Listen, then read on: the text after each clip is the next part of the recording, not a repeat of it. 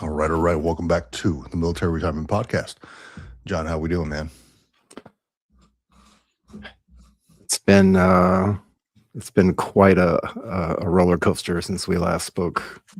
I can get into some of the details if you want, but it's been a long 7 or 8 days for me. Lots of things happening over here, lots of things going on. I feel like I'm back in uniform this last week, just because of the op tempo here at the house and everything that's going on, and sleep deprivation, lack of sleep, and lots of stuff going on. How about yourself? Yeah, likewise. I had a very long night, and I can kind of get into the detail. Well, not too much details, but I can talk a little bit about it. Long night, up at 4 in the morning. A little lack of sleep, a little bit of what can we call it? What can we call it? Let's be nice. We call it headbutting with people. Let's be nice. And yeah, so let's yeah, we'll get into it a little bit. But I'd like to hear yours first, man. How you doing? How's what can we talk through here? Let's swap stories. All right, let's do this. Yeah, man. I mean, the last time we spoke, it's like this weird wave of things going on lately. Yeah. But I guess it's just happenstance. Things just happen to come up, and things go a certain way, and life ebbs and Mhm. flows like that, right? That's just the way it is. Right. You can't expect life to be just hockey stick up and to the right, right? It's not going to be Mhm. that way. No matter how good things are going, there's always things that can go wrong. Um, I agree. so yeah, we were doing good. Everything was going fine. All of a sudden, our dog, 10-year-old pup, 50-pound pup, she got really, really, really sick. And so we Mhm. ended up going to the vet. He did some initial like looks and testing. He was going to do some schedule some testing for the following week, and we were like, okay, cool. We left, and then we decided, nope, we need to go ahead and just take her to the vet, to the animal hospital, and get her looked Yeah. at. So she went there, spent the night. It was pretty rough. Not only that, but my wife is really, really attached to our dog. Mhm. They've been together since the beginning, and um, they have a really close relationship. So, in all of that, my wife is falling apart. Our dog is not doing so well. After we got her back from the hospital, my wife's been sleeping on the couch with her, by her side, so she can keep an eye on her 24/7, basically. And we've had to wake her up at 3, 4 in the morning, give her shots of medicine. We've had to give her a regime of other kinds of medicine, trying to get her to eat food, try to get her to do everything. Right. So it's just been up and down with that. And then not only that, the last week I've had a full week of work. It wasn't necessarily 18 hours of work, but it was definitely a Mhm. full day of work. And then after that, it was go to this doctor and then go to this place and pick up medicine and then go here and then go there. By the time we got home, it was 10, 11 o'clock at night in most cases, sometimes later.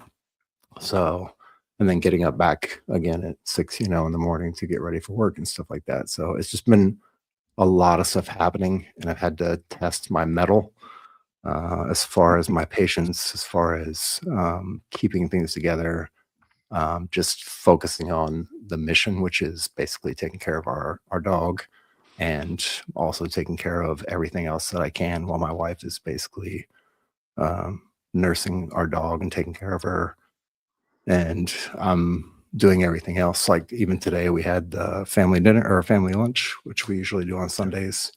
And Mhm. she left for a good 30 minutes. That's probably the first 30 minutes of her own time outside of the house. And so she went to go pick up her mom. I ended up putting together family meal, cleaned the house, put stuff away, folded clothes, like did all the stuff that needed to be done. I just kind of picked up the slack where I needed to pick up the slack basically this last week. Yeah. Uh, did as much as I could, really push myself to the limits of my mm, without overexerting myself too much. But really, really hit my limits as far as like how far can I go? How long can I go throughout the day? Constantly going before I Yeah. get to sit down for 2 minutes and then sleep and then get back up the next day. So it's been like that pretty much the last 7, 8, 9 days. I don't know. It's been rough. Mm, that sounds rough, man. Yeah, I know what what it's like to have a sick dog, and we had one that had kidney failure, kidney damage. Right, Yeah. it was a little Pekingese. Right, we had him for gosh, it must have been like 11, 12 years. The dog we had got him when he was little, right, and it was actually no, we got him. He was total of 14 years old when he passed away, Yeah. and we still have his ashes and stuff like that, and kind of a crazy thing because I think I told you about it when it all happened. Like we had to let Yep. the dog go, and it was like he was like a little buddy. Like we'd take him places, and then he got he became blind.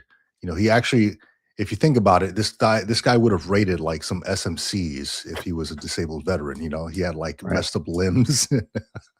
Yeah. He was blind and uh, kidney. He'd always like be crying and stuff. And I'm like, damn, this guy. And at one point, he wouldn't be able to walk. He couldn't even lift his own body up. So I'm like, damn, we got to do something about this because he's struggling. Like I either put him out of his misery because he can't even walk anymore. I had to like carry him out so he can just go outside and pee. Yeah. Um, so yeah, we had to make that tough decision, and it was a little rough. That was probably sometime last year. And then the house feels empty after that, right? The house Yeah. feels empty. You're so used to seeing this little brown dog there, and that's why a lot of country music exists because the dog has died, right? Right. Hopefully your dog is not in that position anytime soon. But right afterwards, we were like, man, the house feels empty. Then my wife started looking at other, pets online, and sure enough, we found this Chihuahua pug, which was funny looking enough for me to want to accept it. So I'm like, let's get it. I'm a big fan of pugs, for one, if they didn't have all the nasal problems. Yeah. But and the way they get on their front paws to take a pee is hilarious to me. If you've never seen it, please look it up. Like their entire body lifts up for them to pee, and it looks like they're just pissing on walls. Yeah. Hilarious. Anyway, we got that little dog, and she's part of the family now. She's well trained. She was a little older when we got her, right? But well trained and all that. So thankful for that. It's funny how a dog, no matter how big or how small, is that circle that completes your family. Yeah. It's you don't realize. I mean, 10 is pretty decent and up there in years, but you don't realize how Mhm. quickly things deteriorate, Yeah, how fast things yeah, fall apart. And so, yeah, we're it's we're we're true. definitely nursing her along, and we've talked to a bunch of specialists, and we spent a bunch of money in the last week trying to get doctors involved and get medicine and get all that stuff. And you just don't realize. Like even at some point, I think the doc was like, you know, oh well, she's 10, she's still active, and she's this and that. And he was like, she's got arthritis, and my wife was like, what? There's no way she's got arthritis. He's like, yeah, of course she does. She's Yeah, 10. She's pretty old for a dog. So you yeah, just don't realize that when you look at them because she's so active. She's such a. I'm sure yours was the same way. Really, just still active till a certain point, and then it starts to yeah, slowly go downhill after that. yeah, yeah. It's I saw it. I saw it every step of the way, and that's where I was like, I had to have a honest conversation with my wife. Like, damn, what do we feel like when we have to carry the dog out just so it can do its business instead of walking it? We used to walk the dog, right? And Yeah, the limbs don't hurt, had arthritis and crying at night, kidney failure. I was like, damn, dude, like I'd want somebody to put me out of my misery if I felt all those things, right? Like my yeah, legs didn't work. You got to carry me to the bathroom. I got Navy cop carrying me to the bathroom to go, so I'd feel some sort of way. But yeah, man, I completely get you, man, and hopefully the recovery is quick and you have many more years with your pup, man. I really do. Yeah, man. Yeah. But Real yeah, quick, going to the it's been comments here. it's yeah, definitely. I was gonna say it's been a quite a challenging week as far as like really just the amount of stuff I've done this past week, and the amount of time Mhm. that's gone by, and the little amount of time that I've had to just even to sleep. It's just really crazy. That finals and like all kinds of stuff going on. It's just crazy, crazy. Oh But yeah, you can still I do get it, it. man. I get You can still do it. You just it also puts it in perspective, like when is that time going to come where you can't do that, right? You've got a certain amount of time on right, this right. planet, and you got to do what you got to do right now, and put in the effort right now. And There's a crazy, saying out there. One day you will not be able to do this thing, and today is not that day. right? I don't know where it came from. I have it written down somewhere, Sounds like a Marine and said I that. always look at it. It could have been, I don't know, but one day you will not be able to do this thing, and today is not that day. Let me see here. Just going to the comments real quick. Hey, shout out to 66T Love. Good having you with us. Navy Cop. I know I put you out there in that tough position to take me to the head, man. But just thank you for joining us. Johnny, biggest fan, C6P. Welcome to the Military Retirement Podcast. Let me see here. Yeah. Oh, actually, John, give me 1 second. Let me go grab my logbook here. And I just wrote down some notes the other day. Good stuff I kind of want to share. Hold on. Sounds good. And for those of you still out there listening along, this is our weekend thing. Sometimes we have guests, sometimes we don't. We definitely do get into veteran stuff for sure. So if you're here for veteran stuff, we're here for you. If you haven't heard lately, the latest couple things. So they were trying to do some modifications to the way we do VA ratings. They put that up. A lot of lashback from the field, from veterans, from a lot of people, and they eventually pulled that back down. So that is back down. Another thing that came up was starting to use AI to go back and search through past ratings that have been done. And that's being talked about quite a bit in the media cycle. A lot of people are getting freaked out about that, about what do we need to use AI to go back and look at all these things, and is it going to open up a can of worms for people who have already been rated? We've already been moving that direction. I don't know if people weren't paying attention, but as you know, we've had veteran AI on before. He's doing things with different VSO organizations to help them speed up the process, to make the process a little bit more accurate and a little bit faster for veterans trying to get their ratings put in to begin with, right? So it's not like the VA has not been looking at AI and using AI tools. There's a lot of talk about AI and just all the media cycles all over LinkedIn about different It's a various wave of the different future, man. It is, and I keep hearing people like one side of it's like, yeah, we should do this thing, and a lot of people are demonizing it like they do all new technologies, all new things, right? They just and they're speaking from, and luckily, I have enough wherewithal to understand what the AI stuff is and how it works, and I keep a really good tab on it. And the stuff that they're talking about, the downsides of the AI that they're talking about when it comes to veteran stuff, when it comes to using it for government uh, information management, or whatever they're using it for, they're talking about downsides that happened like 2-3 years ago with AI when it first came out. And if you haven't looked at Mhm. AI lately, like, it changes every 60 to 90 days. It improves every 60 to 90 days.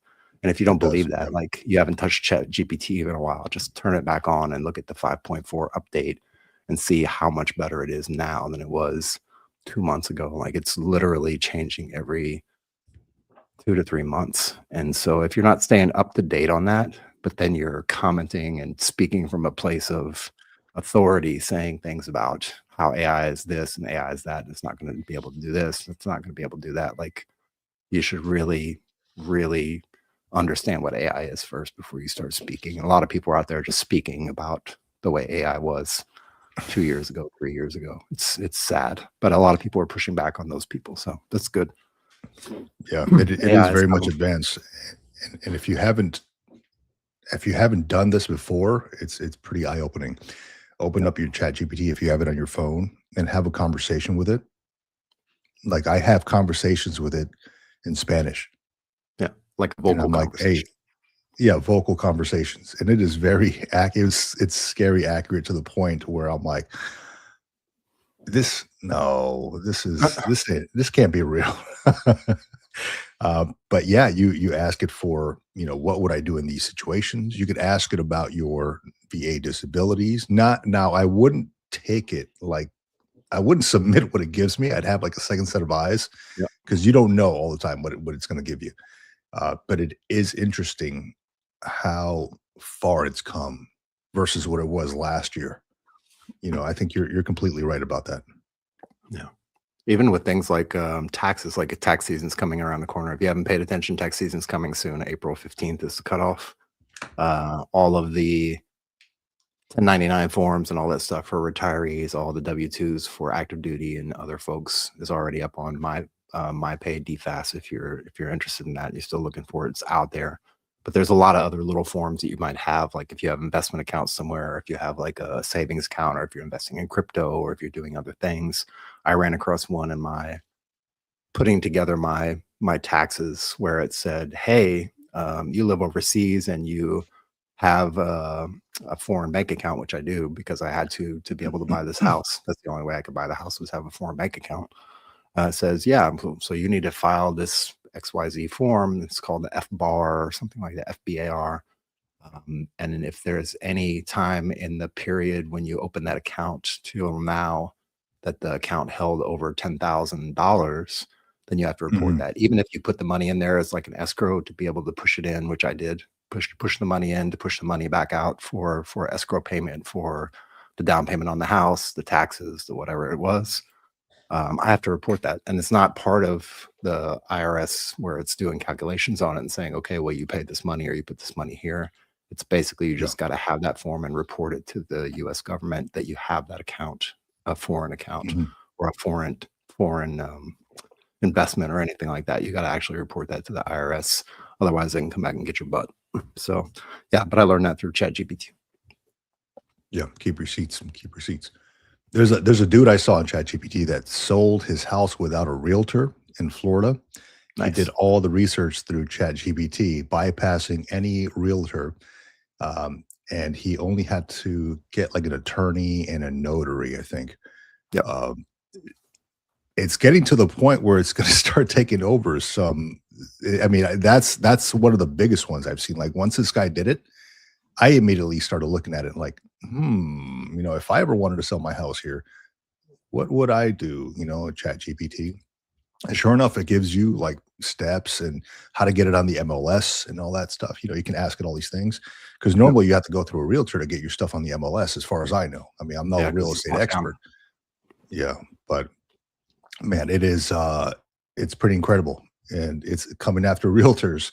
So if you're a realtor, you better get smart on AI real quick because it's taking over, I think. Another thing, John, I wanted to bring up here is I'll put it up on the screen here. I was just reading this yesterday, and I'm making a video about it. Probably going to release it tomorrow. The VA invented new reasons to deny GI Bill benefits lawsuit claims. Okay, so there's a lawsuit out there. Just to kind of give you a gist of the information. Actually, let me open up my notes here because I wrote it all down. Where did I put it? Where did I put it? I'll come across it here in a second. Here it is. Okay, so oh no, where'd I put that? Okay, so remember the Supreme Court ruling, Rudisill versus McDonough. It was Yep. back in April of 2024. Said that a service member separately earns eligibility under both programs, the post 9/11 GI Bill and the Montgomery GI Bill, and they can use up to 48 months combined cap, right, of between both programs. Now, what they're saying is they're talking about him breaking service with this lawsuit. Okay, they're saying that you have to have a break in service and not continuous service in order to use that, which causes an issue for like people like me because I had continuous service. So I don't know if a break in service means, hey, I re-enlisted at one point, then there's that period of time like 5 minutes before you re-enlist, and Yep. where they say, hey, look, you're technically a civilian right now until you re-enlist, whatever. That's more for like fun and games, but it's saying that you have to have a break in service. Okay, there's that interpretation.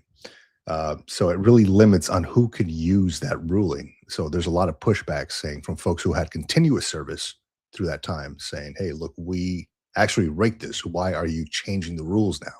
Instead of Right. widening it, they're making it more narrow. So it says the VA has already said it will automatically review about just over 1 million files, million veterans who were previously identified as potentially eligible for education benefits. The VA also said that veterans who had earlier been told to request a review no longer needed to do that. I'm in that camp myself. Mhm. And on top of that, a later Perkins ruling may open the door even wider for about 1.2 million additional veterans. So there's that whole idea that the Rudisill benefit came about. Hey, we're all going to get, you get 48 months, you get 48 months. Well, that's not the case now. Now what they're saying is, oh, pump the brakes.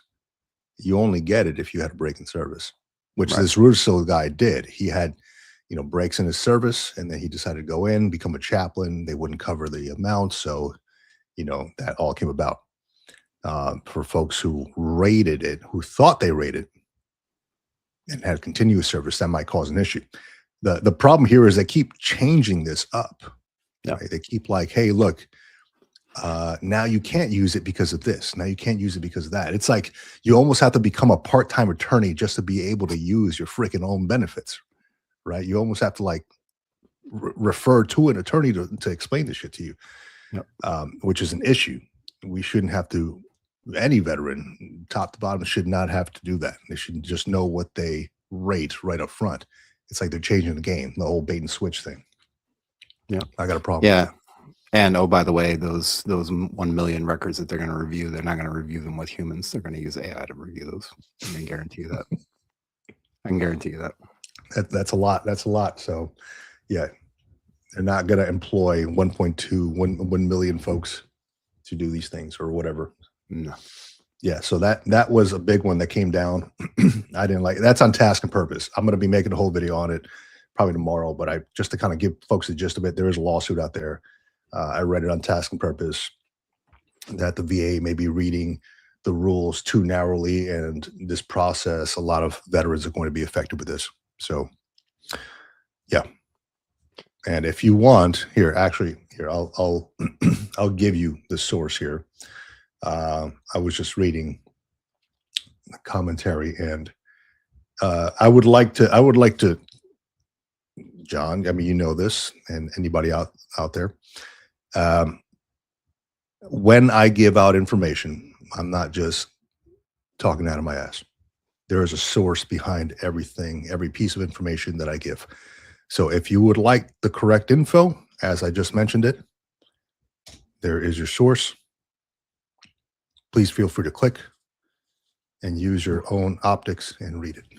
We'll put the APA bibliography in the show notes after that. APA 7th edition. 7th edition. Yeah. I don't do MLA or Cornell anymore, so you're welcome. I did want to bring up a thing that I came across this past week as well. It came across it a few months ago, and it was baffling me for no weird reason. But if you happen to be retiring and you happen to be retiring overseas and you're trying to use VA, TRICARE, medical care, TRICARE for life is a thing. It's usually you have to opt in for it once you get out within a certain amount of time. And then they have other options for other TRICARE benefits. If you're trying to add dental on there, if you're trying to do TRICARE or whatever, extended stuff for family, you can do those kind of things. You have to pay for them in a lot of cases. But TRICARE for life is generally a free benefit for retirees getting out of the military. And then, of course, whatever VA compensation you get will allow you to use VA resources as well. Once you get your VA card, you can go to the VA hospitals and stuff like that. But if you live in places overseas that don't have VA hospitals, such as where I live at right now, and you may or may not live near a base that has a base hospital, which you can potentially use as well with TRICARE for Life. But one of the things you will not be able to do is get so in a lot of cases overseas, you got to get a what's it called? Not a recommendation, but a referral to go outside of the base for things that the hospital is themselves don't actually offer. Or maybe they're just overbooked and they don't have time for it, so they have a network of providers outside of the base where you can go. And those are, in my case, Italian providers. If you're in Germany, it'd be German providers. But those are external entities to the base hospital, and they have authority to report directly back through TRICARE. So what I didn't understand, didn't know until recently when I went to do an MRI and they sent me the bill back and they're like, yeah, we can't reimburse this. You are not covered under TRICARE. And I was like, what does that even mean? What does that mean? I'm covered under TRICARE. They're like, yeah, you are, if you go use the stuff inside the base. And I'm like, okay, but if I get a referral outside the base, they're like, no, once you get a referral outside the base, that goes into a different pot of money under TRICARE. So I had about an hour-long conversation with TRICARE. Finally got them on the phone because I was trying to coordinate the time zones to be able to get them on the phone. And come to find out, I needed to enroll in a special thing for TRICARE and pay a certain amount of money every month, whatever it is. And it goes up and down based on whatever it is. They have an open enrollment season, but since it was my first time getting into it, she was like, yeah, you can get in, you can just prepay or whatever. You can pay month by month or whatever you want to do, however you want to do it. And then if you want to change anything, the enrollment season is like in October, November. And so I asked about getting a retroactive kind of retroactive induction type thing for the bills that I incurred already. And she was like, nope, if it's not within the last 30 days, then you definitely can't. Like, it usually goes from the time that you start. They were able to backstart me like to the 1st of March rather than the actual day that they signed me up. But if you're overseas and you live near a military base, or if you don't live near a military base, make sure you check out or call TRICARE and ask them what you need to be able to cover you for medical care outside of the military base structure, because otherwise you're going to pay for that stuff and they're not going to reimburse you. And they don't necessarily reimburse you everything. There's fees that you have to pay, co-pays that you have to pay for a lot of that stuff. Some of it's free, but most of it's not. And then there's either a monthly or an annual or maybe a quarterly, I think they also do, fee that you have to pay, every year to be able to get covered under that stuff. It's not free. So just keep that in mind if you're retiring overseas, you want to retire overseas, or you are retired overseas and you're using TRICARE. Definitely give them a call. I can give you the number. Got it around here somewhere. If you want it, I can throw it in the chat.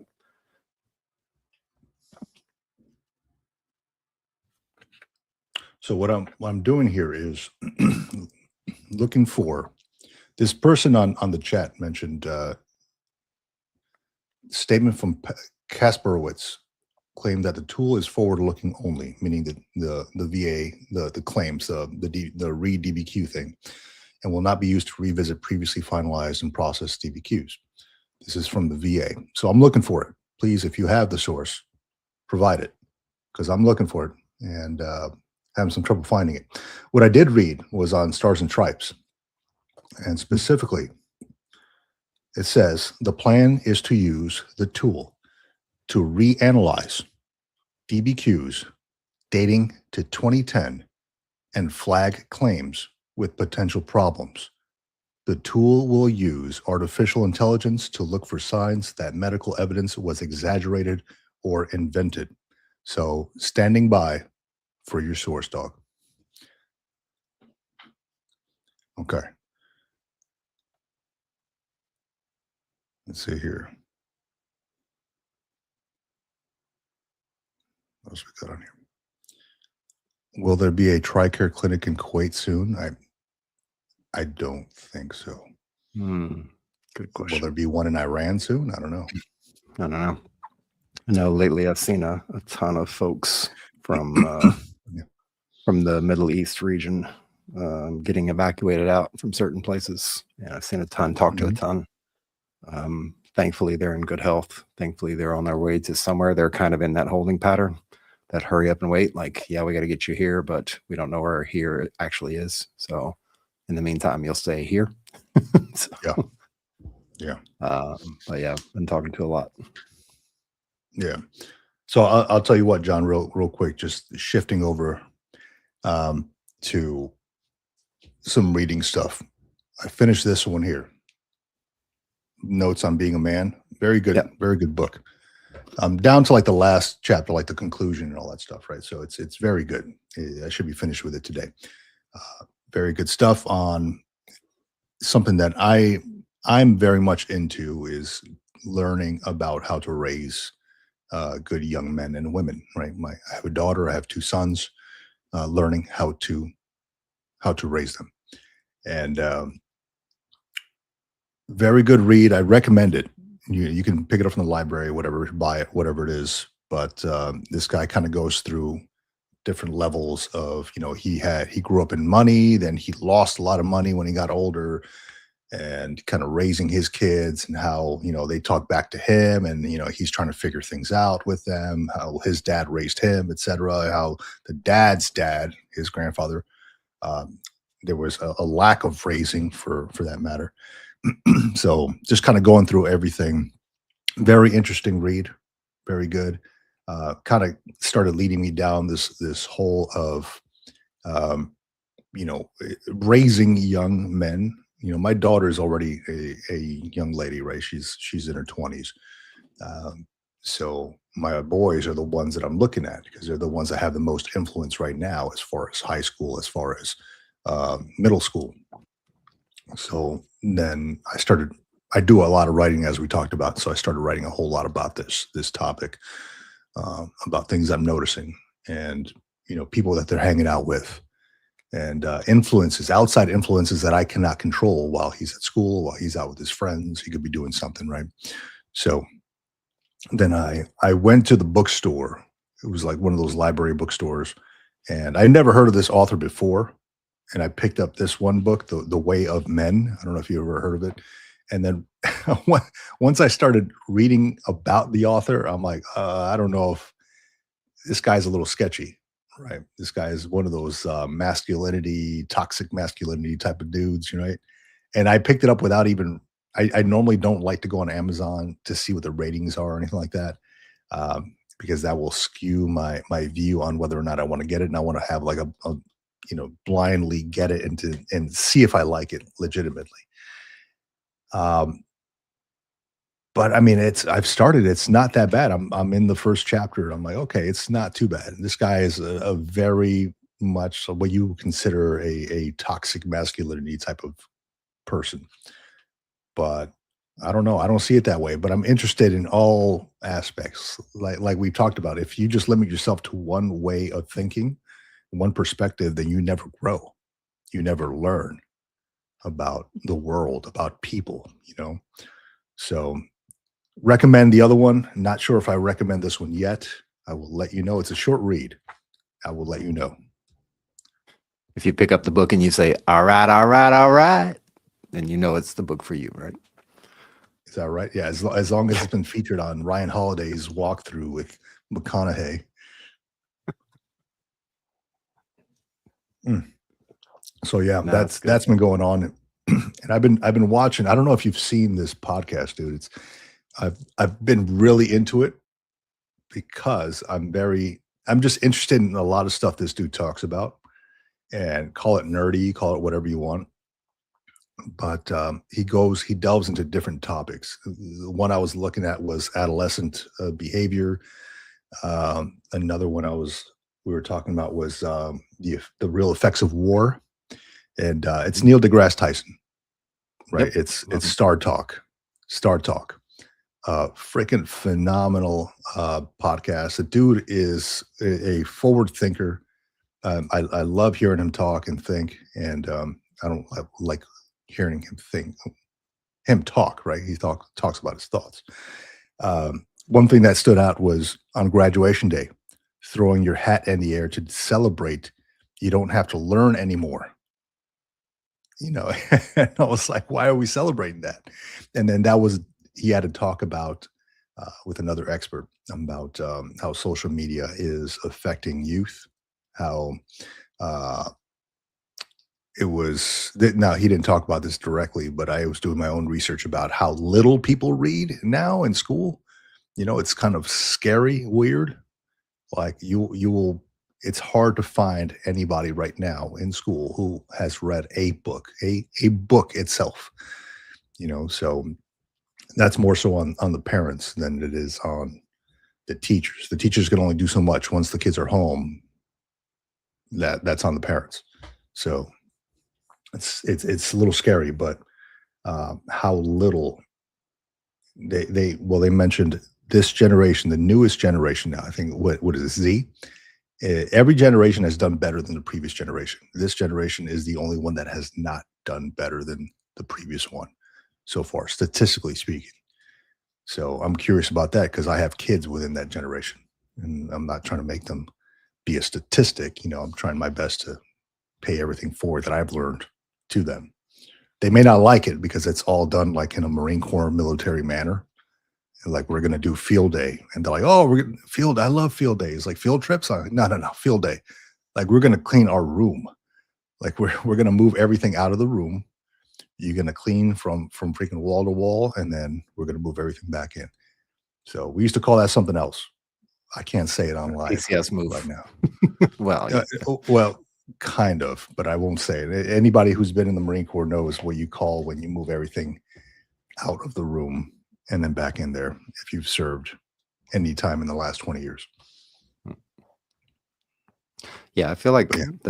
the majority of really important stuff that I've needed in life didn't come from school. Like, it didn't come from a classroom in Right. some cases, right? I mean, there was some and it depends, right? And it's usually 1 or 2 or 3% of the people that you come in contact with in the education system, because at the end of the day, they're beholden to the school board, to the state school board, to the federal school, like whatever they're beholden to, that kind of dictates and mandates what they can teach, how they can That's right. teach it, how deep they can go into it, how much time they can spend on it.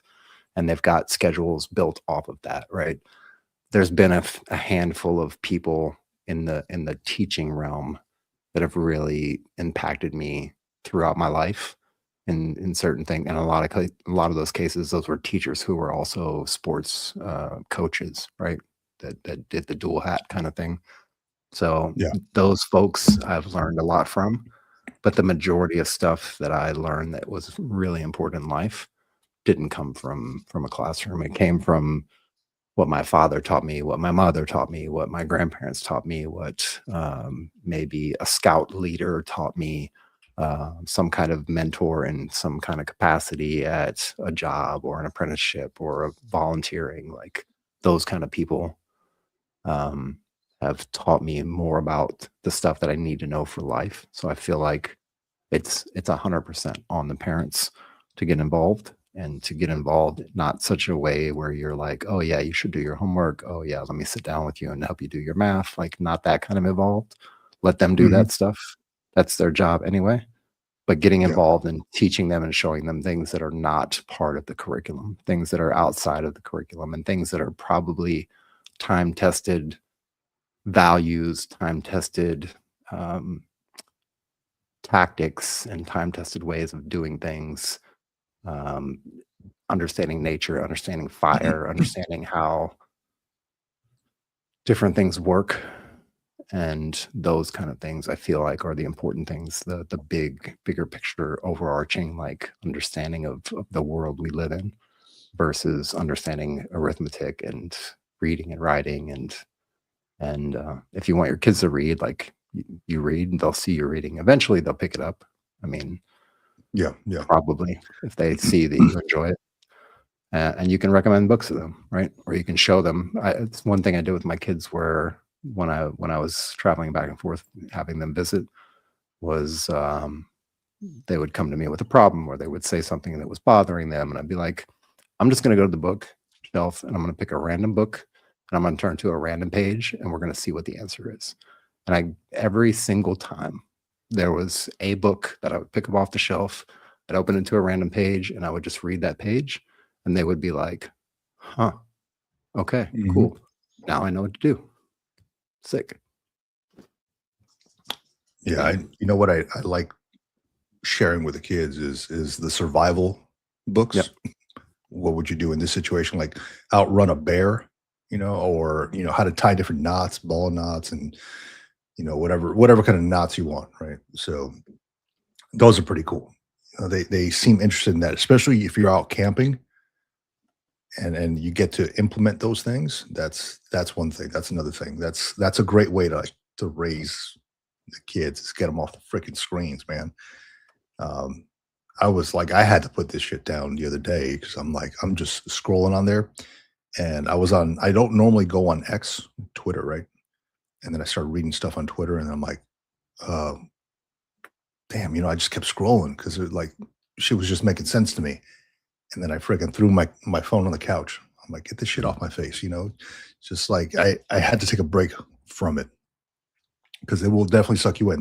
There are some folks in there behind whatever apps you're using that are calculating how to keep you on there as long as possible because it makes them money, right? And we're getting sucked into this trash, and a lot of it is like the news cycle. They're inducing anxiety, right? And then they're like, oh, how can we keep this person on here again by using headlines and words and stuff? Shit, we see it on YouTube, man. Yeah. People with like there's fire going on or whatever it is, like the thumbnails. It's on YouTube. It's like, man, what's happening? I'm gonna lose my benefits. Shit, man, I better click on this. And then they suck you in talking about different things. Not just in like the veteran realm. I'm talking about anywhere, right? Yeah. Why you have to do this right now. I'm like, well, do you? I mean, you've lived 40 or 50 years so far without having done that thing. Is it really going to affect your life right now? It might be an easier way of doing things like hacking, whatever, but put that shit down, man. Just enjoy like real life. Yeah. Yeah. It's also one thing that I've been recognizing this past week too, is when you're so busy and so involved with so many different things, you don't have time to even look at that shit. You just don't. Even if you wanted to. I can agree. I can agree, man. Wholeheartedly. I gotta do a paper right after this. I gotta finish my paper for class. It's due tonight. No. So I'm like, I have limited amounts of time to be on and checking stuff. I think I have LinkedIn and YouTube on my phone. Those are the only two things. And I have limited amount of time. I love being on YouTube. Yeah. I just, I don't have the time, and especially if you're doing like VRE. Yeah. If you're doing like the school of VRE, I don't think it's a nice to have, right? And I always thought this. I was like, oh yeah, get paid for school and then use those benefits, and then what is it? Get that monthly housing allowance. That's like what is it called? That's like the fucking hopes and dreams, right? That's like it looks great, right? Like the sky is clear. Oh, monthly housing allowance. It looks awesome. Yeah. But then you're in it and you're like, damn, I gotta do work now. I gotta do this, and I gotta manage my time and do things the right way. And because I can't fail the classes. I gotta earn that monthly housing allowance. So it's a whole different animal once you're in the system, once you're doing it. Right? So if you're going to be using GI Bill or VRE, stand by, because you are having to turn on that academia mode and get back into it. It's fun, especially when you're surrounded with like-minded folks who will challenge you. And I think that's a big reason why people don't answer my discussion questions when I post them up. Is because for one, it's long as hell because I like doing the research. But for two, I pose questions to the reader. So the people don't like reading that stuff. They're like, yeah, let me just bypass this guy and not answer his questions because they can't post whatever they want. What happens if you fail a course while using VRNE. That I know of, nothing. That I know of. There's nothing written in there that I've looked it up before. This was before they did the whole update thing when I first started looking it up. I just think that you just go to the class again. You can go to the class again. Let's actually, while we're talking, let's look it up right now. I'm doing that right now. Okay, are you all right? Good. Sergeant Stacken, great question, man. Great question. Something I probably should have covered in my VRNE thing video that I put up there. Yeah. Brian Hahn said it right. Put your phone down and go have lunch with a friend, lol. I don't know why I read that all as one thing instead of ... lol, but and hey, Vic, what's up, man? What's up, Brian? How you doing, man? Yeah, it is good. There is in the end of this book that was it Notes on Being a Man. There is a part where he talks about lessons to his kids, to his sons, and he says that nothing can substitute human connection. Go out there and actually talk to people, not online. Actually go out and talk to people face to face and make that connection. Nothing can substitute that. And I wholeheartedly agree with that. Like it's great talking online. Don't get me wrong. You get to connect with a lot of people. I'm connecting with folks behind a chat. That's cool. I appreciate that. They're here. We're having that time together, some coffee and stuff. But when it comes to like maybe sitting around the round table or a long table and just sharing some laughs, seeing people in the face, like eye to eye, shaking hands, there's no substitute for that. There's none. One day we will do some kind of a meetup and have everybody here. Yeah. That'd be cool. We could actually set one up for when the hell am I going to be there? Oh, damn, I'm going to be trying to set it up. No, I'm just saying. I was letting you know that I was going to be in Vegas either way. So I don't know if I want to put that out there. But looking at this, if you go to going back to the question real quick, nova.ebenefits.va.gov 7.13 alpha. I need to bring this up on screen, huh? 7.13 alpha. Mitigating circumstances. Okay, let me put this on the screen real quick. So basically, what I believe, it's definitely more lenient than the GI Bill, because the GI Bill, I think they make you pay them back the money or something like that for the class. Mm-hmm. So let me put that on the screen. Put that on the screen. Go computer, you can do it. All right, so 17. Sorry. Let me zoom in. Can I zoom in? Is that possible? Okay. Mitigating circumstances. This is under. So just to be clear, this is under. Oh God. Hold on, my computer is acting stupid today. Can I just go to the top? Maybe not. It's basically under M28 tax C, I believe, is what this is. M28 tax C. Yeah. So 713 alpha, I believe, is where you need to take a look. And you can actually browse through this whole thing. But 713 alpha should be where you need to go. And I'm trying to get back there now that I've scrolled all over the place.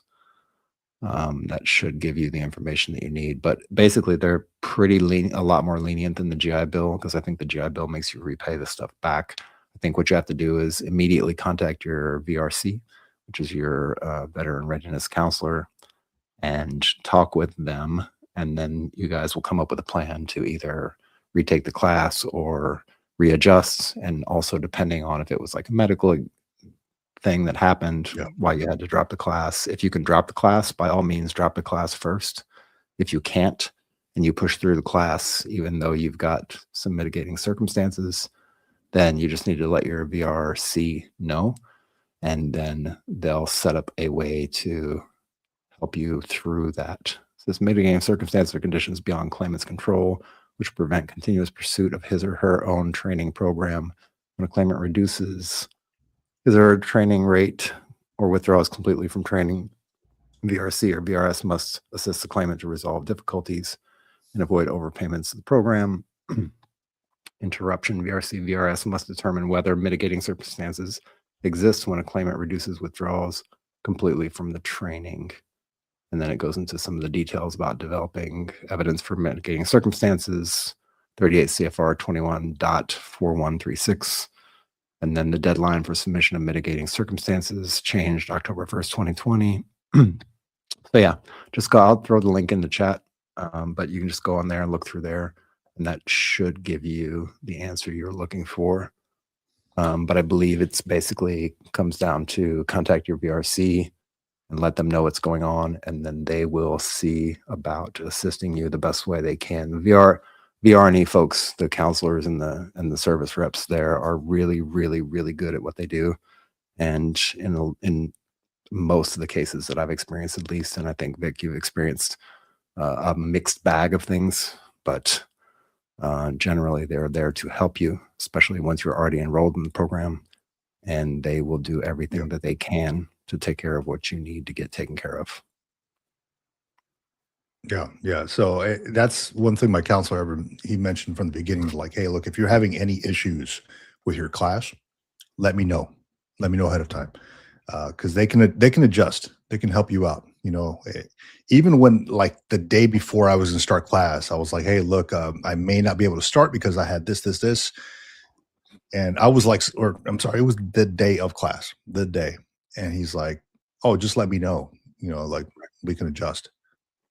And I'm thinking, like, damn, I got to show up because they might have already paid for the class, right? Because I mean, I had to go to class, right? No, it was fine. Because if there's any kind of mental health issue or some kind of emergency, they're going to help you out. So just know that they're there to help you out. So as long as you have some kind of communication with them.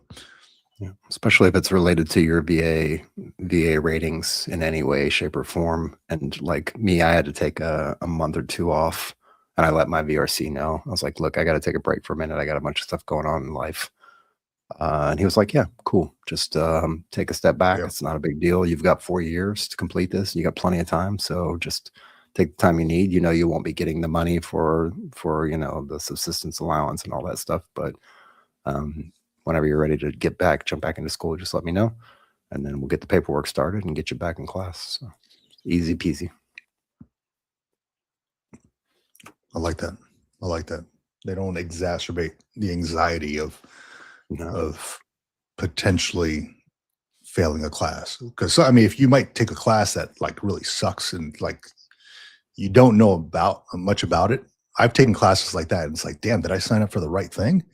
Like, I don't know anything about what they're talking. The first day I went into class here, this class, they were talking about the last weeks, like the actual final project. And I walked into class a little late because I was having that issue, right, where I might have had to leave class. So I walked in a little late. Well, they were like maybe 40 minutes late or something like that, 30 minutes late, and they were already like in mid talk, and they were talking about, I don't know what the hell they were talking. They were just like speaking about a subject, and I'm like, shit, like, and I raised my hand real quick, and I'm like, hey, professor, I mean, I know I came in late, and my apologies to you in the class. I'm a little lost on what we're talking about. He's like, all right, yeah, just keep up. Come see me after class. And he gave me like a quick synopsis of what he was talking about. We're talking about the last week's project, the final week's project. I'm like, oh, no crap. All right. No wonder. I had no freaking clue what he was talking about. And immediately I thought, am I in over my head here? He was talking about adolescent behavior and drug abuse and this and that, because the class is drug abuse in America. It's part of the human behavioral psychology curriculum. And immediately I'm like, damn. I was completely lost. So don't ask questions. Don't feel like you're lost. Right. But if you are, get with your VR&E counselor and they can help you out.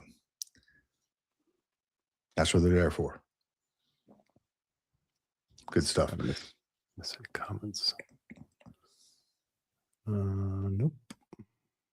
Into degree. Oh wait, is this one?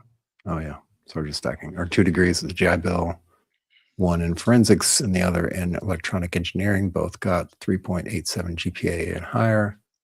I'm not a total dummy, but failing in class is always a fear. Yeah, it's definitely a fear. I mean, I think one of the classes that I took, I actually got a D in, so it's still passing, but it was like a really horrible grade.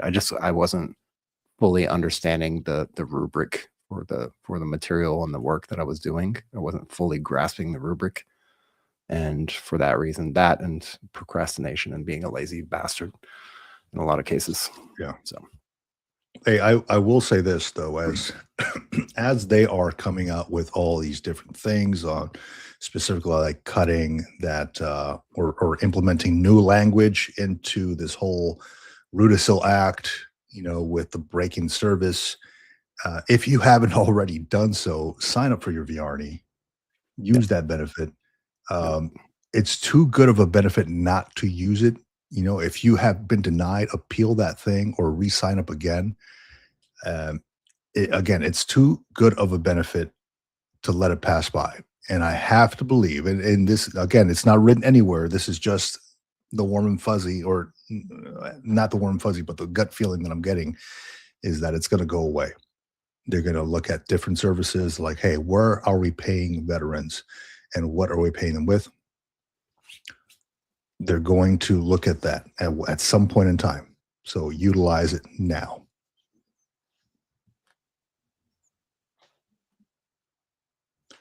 I'm pulling up this this video I made the other day. It was on something else that we were just about to talk about. Why am I? Oh, no crap. Content. Yeah, so I made this video on the memorandum of understanding between the VA and the DOJ. Have you seen that one? I have not yet. I'll post a link to the actual memorandum of understanding. This one is pretty interesting. Okay, let me get my notes here ready so I can speak intelligently on this trash. Oh gosh, where are my notes here? Okay.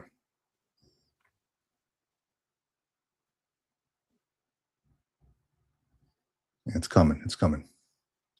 Okay, a memorandum of understanding between the Department of Veterans Affairs, the VA, and the DOJ. An agreement that allows the DOJ to appoint VA attorneys as special assistant U.S. attorneys, which are normally known as SAUSAs. They can go into a state court and initiate or participate in guardianship or conservatorship cases against veterans, or for certain veterans. These are veterans who VA clinicians say cannot make informed medical decisions and who do not have a family member or legal representative available to do it for them. The government says that this is about helping vulnerable vets get the care they need and move through post-acute transitions instead of being stuck in the hospital. Okay, and that's a real issue, right? It really is. Like if you look at photos of like homeless people around different areas, homeless vets. I mean, there's a lot of them here in California. Homeless veterans. Some of them are like fighting, mental stuff, cognitive impairment, stuff like that. But there's some issues with how that is going. Like when I read through the MOU and I shared the MOU on there, there's a couple things that stood out to me. It talks about before anything is released, well, rather, the things do not get released, like statistics and stuff like that. Information needs to stay confidential. This is part of the agreement between the DOJ and the VA. Information stays confidential. Public statements need to go and be vetted before they get released. Appointments can be modified or revoked by the DOJ. And they don't cover anything about independent counsel for the veteran, requirement or exhaust less restrictive alternatives. They haven't talked about less restrictive alternatives in there. They haven't talked about supporting decision making, public reporting, independent oversight, things like that. So yeah, a lot of the stuff is buried. There's a whole lot of questions as I went through the MOU. You can read it for yourself. I mean, I put the link on there. It just seems like instead of supporting vets and what is a facade of, hey, we're supporting veterans, they're actually trying to have legal control over these folks. At least that's my take on it. Read it for yourself. Have your own opinion on it. Please let us know what your opinion is, because everybody has their own stuff. But I was just kind of trying to cut through all the legal language here and just give it to folks straight from my perspective. So yeah, I made the video on it a couple days ago, kind of talking about it, giving my opinion on what exactly I read and what it's missing. Curious to hear after you read it what some folks out there think about this thing themselves. Yeah, there's so much stuff going on out there with all this different things, It is. and it seems like it's happening a lot faster and a lot more often lately, especially with the VA, especially since the new administration took over, the new VA secretary took over.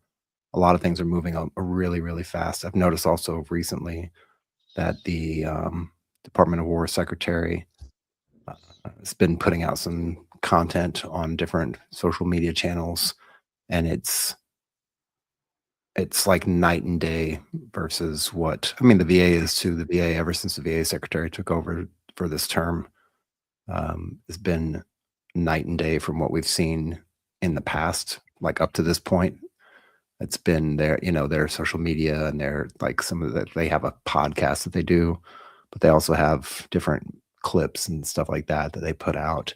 And the stuff that they're putting out now is like professional grade. Like it looks like they actually hired somebody or had somebody come in to treat and do their VA or their Department of War social media accounts and actually put out quality content. And by quality, I mean like good quality cameras, Like good quality sound.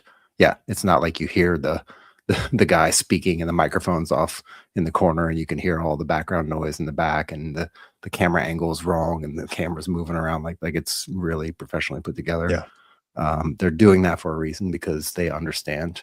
I mean, even the way the candidates for presidency went out on different podcast platforms and went through different social media platforms. They invited a group of folks from different content creators to come to the White House to do social media stuff. Like they're leaning hard into it for a reason. Same reason why a lot of big time TV and streaming shows are starting to look at things like YouTube, specifically like YouTube, because they understand that the ability to go and reach millions of people for free versus having them pay, a $10, $15 a month service for it. So they're starting to wrap their head around that, and they're really leaning hard into it.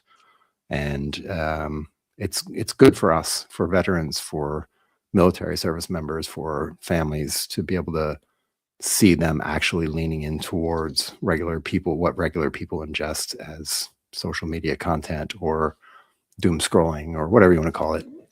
That's what they're leaning into hard.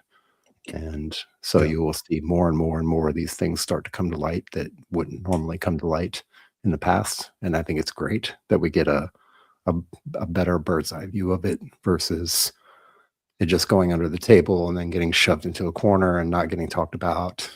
They're publicly putting this stuff out there, and we can actually dig into it, look into it, be able to read through it, find the sources, like you said, so we have the actual documentation. I like the transparency. I know some of the topics aren't the greatest topics, and some of the things that they're doing aren't the greatest things in the world, and they don't benefit everybody, but the transparency benefits everybody. So it is what I think it was. Maybe caught to mention. It feels like the VA is going in two different directions. That's with a lot of things. Like you ask one person, and like one person in a leadership position, they say one thing. You ask somebody else, they say something else. So it's like, what do you believe here? Good cop, Who bad do you cop. believe here? Yeah. Good Navy cop, bad Navy cop, right? So like, who do you believe here? What should be your source? And, it's all talk until something gets signed, until something Yep. is written. It's all talk. So believe who you'd want to believe, whoever the most credible source is. But I will say, if they're not backing it up with a source that says that, i.e., a va.gov site, .mil site, .edu site, an article, scholarly article, not just an article on Facebook that somebody just conjured up. You don't believe that trash. You could believe it as far as like whoever wrote it, but it's just speculation. Don't get. I think I mentioned it on some short that I made. Don't get your freaking heart rate up, and don't start building this anxiety over some BS that people are putting out there, because you're just going to affect your own mental health, man. It might be time to step away for a little bit, but don't believe everything that people are putting out there. For the most part, everything is happening in a little concentrated area in the northeast part of the country, and like overseas somewhere. And I said this before, when I look outside, I see my neighbor walking the dog, or a neighbor walking the dog. Kids are playing baseball. It's like life as normal. Right. Does it affect us directly? Probably not. Not right now, at least. No, but it makes for a great news cycle, right? Yeah, it does, right? Building up as do many YouTubers out there who are trying to build up the anxiety, right? It it builds up the likes or the clicks or the views or whatever it is, um, just to kind of get you worked up. Like, oh, what if? What if? So it's all speculation, man. It is. It's kind of a pain too. Like, and I bring that up because I had somebody on a live stream I did talking about how this whole DBQ thing was giving him some major anxiety. Yeah. And I'm like, man, that sucks to get major anxiety over that, but understand that it's all just talk right now. It's fine to get the news from somebody, but when they're trying to make you like fear, to make it fearful for you, man, that's not right. At least it doesn't sound right to me. I don't like my anxiety going high. I try to stay away from that stuff either way, but if I do run across, I think that's what you got to kind of like. That's what you do when you put your phone down, when you step away from the email, when you step away from the news cycle. You're actually training yourself to take a step back whenever you see that kind of stuff coming up, especially if it says breaking news or exclusive, blah blah blah. Like Yes. there's ways that you'll understand and identify the stuff, and the more you pay attention to that, the more you can start to like back away from it and stop paying attention to it. Even when it's directly in your face, even when somebody's like confronting you face to face about it, you don't have to get worked up over that stuff. There's enough things to get worked up over, and that's the news cycle is not one of them. And people spinning about what could potentially happen. All right. So what's this guy's name? GMD 5911. I got the article pulled up now. I mean, I'm trying to do like two things at one time. So I want to read your thing, man. But if my eyes can go like this, like a pug, and read both things, like look at the camera and then look at the article, I will. But we'll see. I'll see what happens here. But I appreciate you helping to educate the community, man. Like sending me the article.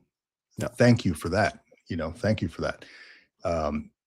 If I don't know something and I'm giving you information that maybe is outdated or something, hey, send me the thing. What is it? info@militaryretirementpodcast.com. Send it to us and I'll review it. I'm all about, going straight to the source. As long as we can do in-text citations and APA 7th edition format citations, then we're good to go. So that's a little VRNE college humor. It didn't land. It didn't land. Dark college humor. Yeah. Oh, speaking of dark stuff, man, it was it's, watching that Star Talk podcast. This Mm. guy mentioned um, his meaning of life. You know, this guy Neil Tyson deGrasse, and I'm a big fan of this guy because I enjoy how he talks and how he explains things, and he's so um, what's the word? He's so involved in what he does, right, and in the topics. And one of them was his goal as he gets older is to make every day worth it. Every day I'm alive, I'm one day closer to death.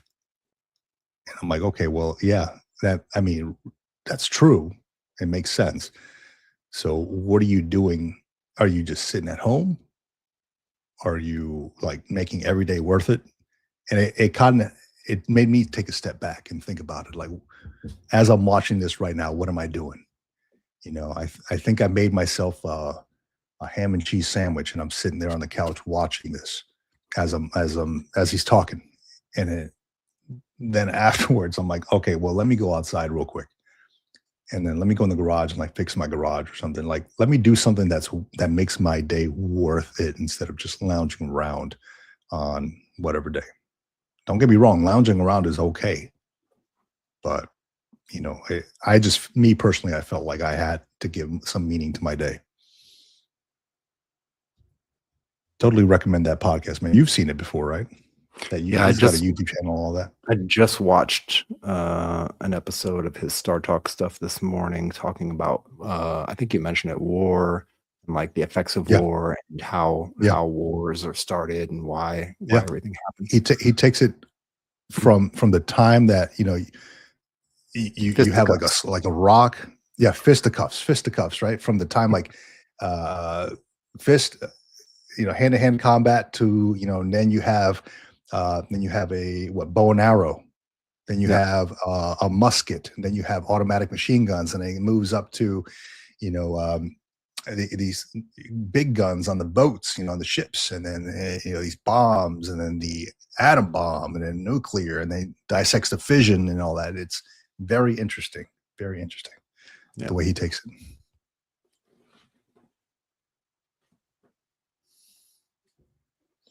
Good morning, good afternoon, good morning. I can't see the name because it's in green and my eyes are not focusing on green. I think I'm green averse. ATC 56 2002. And also Jason. Good morning. Shakas, good morning. Beery? Yeah, what's it say here? Let me bring it up to the screen here, as long as it's got no curses and nothing. This DBQ Nexus issue in the news that is making every veteran with a service to provide other veterans with a DBQ Nexus. That is making, am I reading that right? VA audits every year. And yes, they are looking for fraud. Yeah, I agree. and as they should, right? I put out the short out there like, hey, you don't have to get your anxiety built up if you did everything the right way. Right. Now, if you genuinely know that you claim stuff that you shouldn't have, and you attempted to defraud the government somehow or the VA, those are the guys that they're looking for. Yeah, those are the ones that they're looking for. Those are the ones that they're trying to hit up. But if you genuinely know that, hey, you know, I got mental stuff going on, my bad back, and I claim the right things, you're good to go, my friend. You should be good to go. Now, there was talk about it in some articles saying that, yeah, some folks might get, you know, lumped in with these other folks, you know, some who put in legitimate claims get lumped in with the ones who put illegitimate claims because of the VA or the AI training language, the way, however they trained it, keywords to look for, things like that. But, you know, I don't think folks who did legitimate claims have anything to worry about. Sleep easy, friends. Sleep easy. You'd be all right.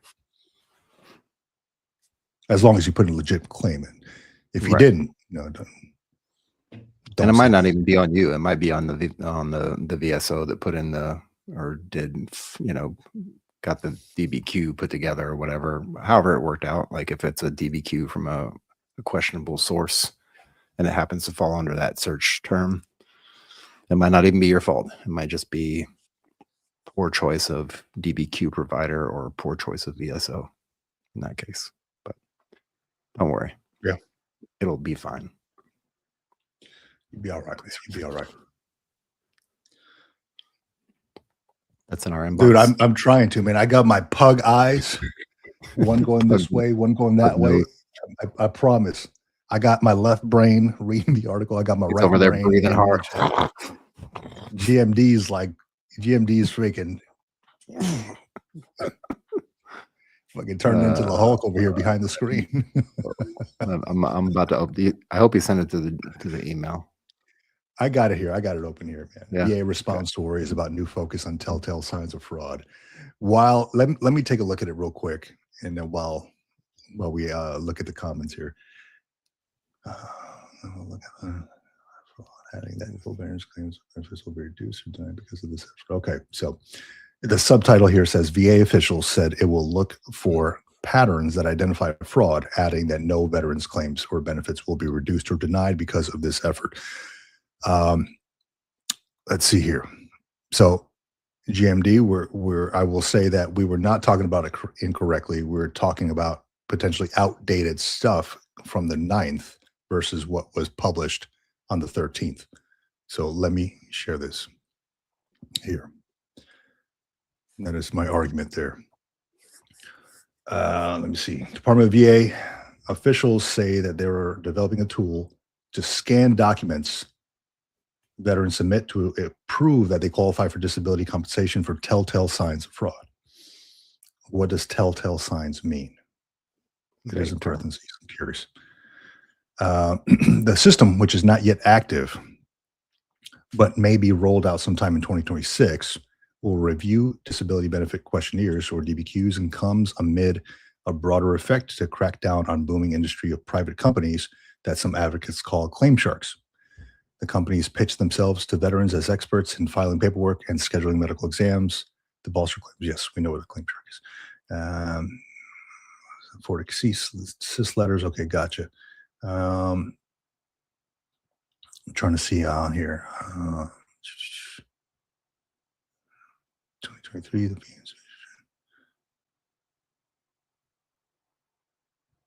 claim sharks will do is spend.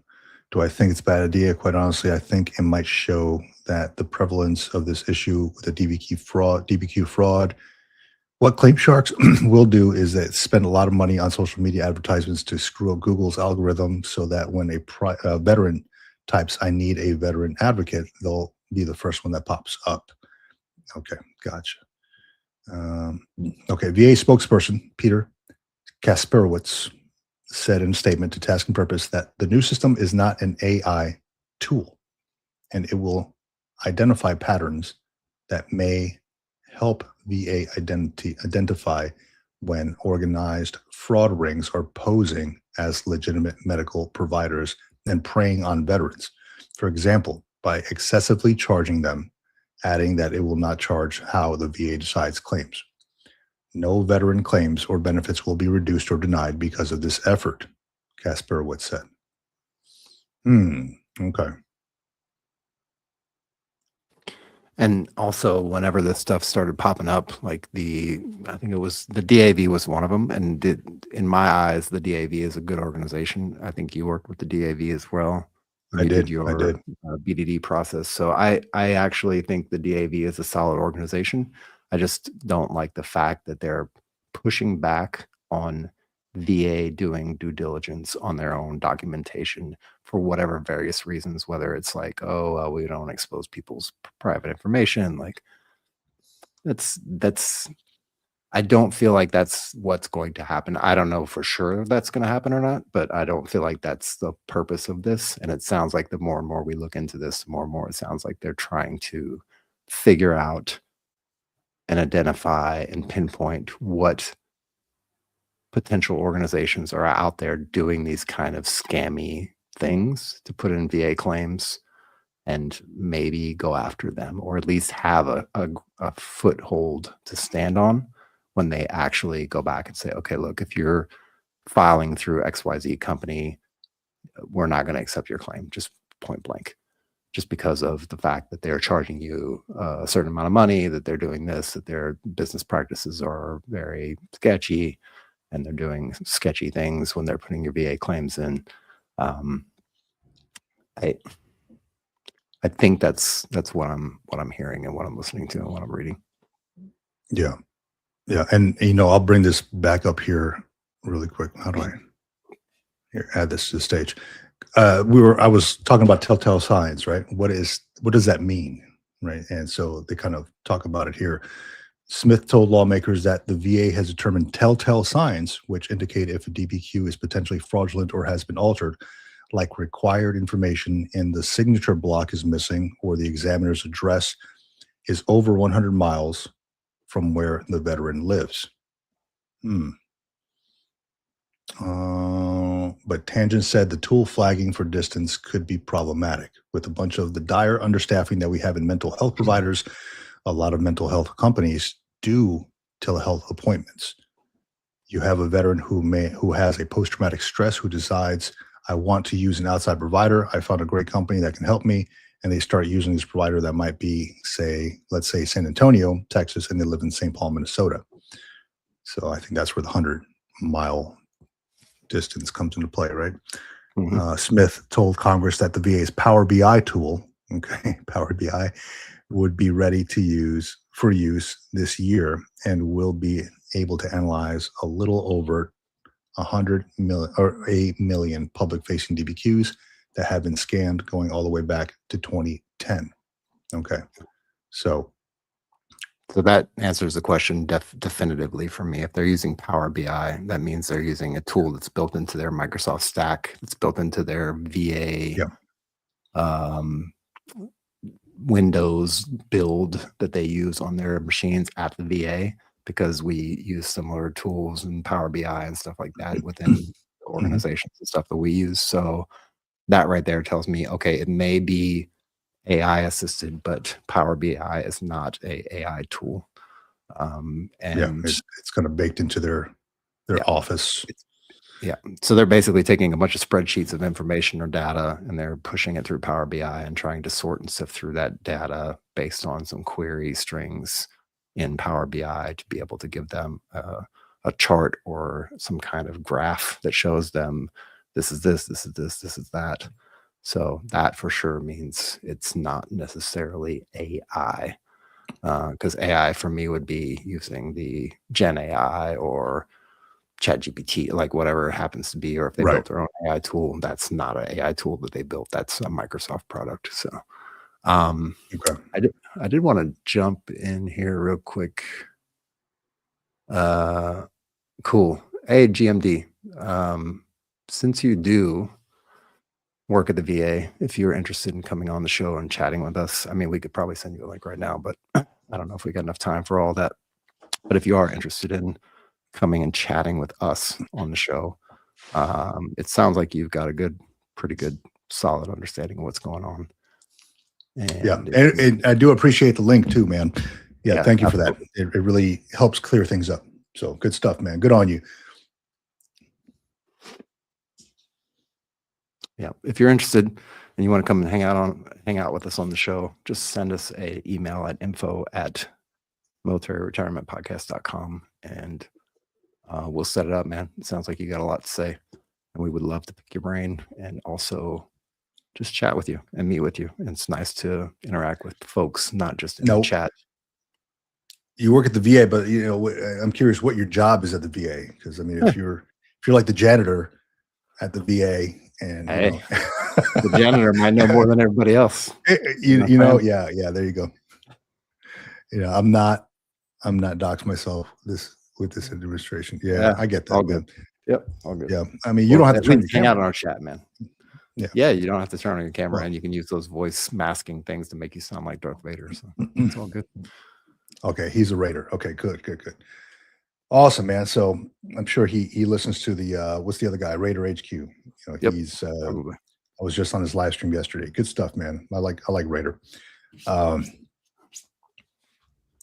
lot of good questions, man. A lot of good info. Things that had made me think. My dad was a janitor at the VA. He says, "Hey, nothing wrong with that, man. There you go. Nothing wrong with that. The janitors are the ones who know a little bit more than anybody else, like you said." was it Chat GPT does my SMC. I have H, K, and L so far. Wow. That's a lot, man. Nice. You got a lot going on, brother. Yeah. Yeah. That's but hey, you know what? If you can get it to work for you, why not use the resources available? I think I mentioned to you, and I mentioned a couple times that when I was going through the retirement process from the Marine Corps, that company, I can't even remember the name of this claim shark company. They got a hold of me and wanted to charge. They were like, "Hey, yeah, we can help you go from 50% to 100%," which was my first like red flag of like, how can they guarantee the 100% without even knowing what I have? Right? How can they guarantee that? But they wanted $17,300 and something dollars to go from 50% to 100%. And a lot of red flags there. I'm like, how do I even know that they're gonna come back with something? Not run away. There was a lot of trust that I would have had to have with these folks should I have gone with them, which I didn't have. I didn't have the warm and fuzzy per se. So yeah, ultimately didn't go with them.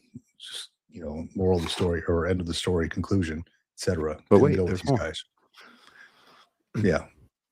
But I didn't make a video on that. Like, hey, you don't have to go to these things. And good thing I didn't, because I probably would have got flagged for this trash, this DBQ crap.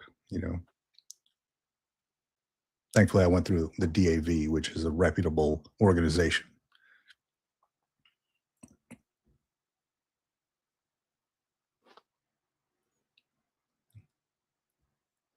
Yeah, a lot of them are or not.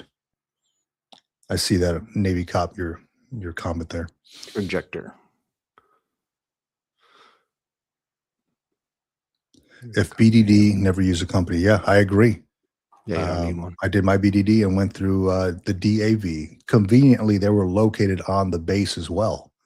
So it was like I would just have to go to the next building over at the base, and with all my medical records, everything was like right there on base, and got all my stuff.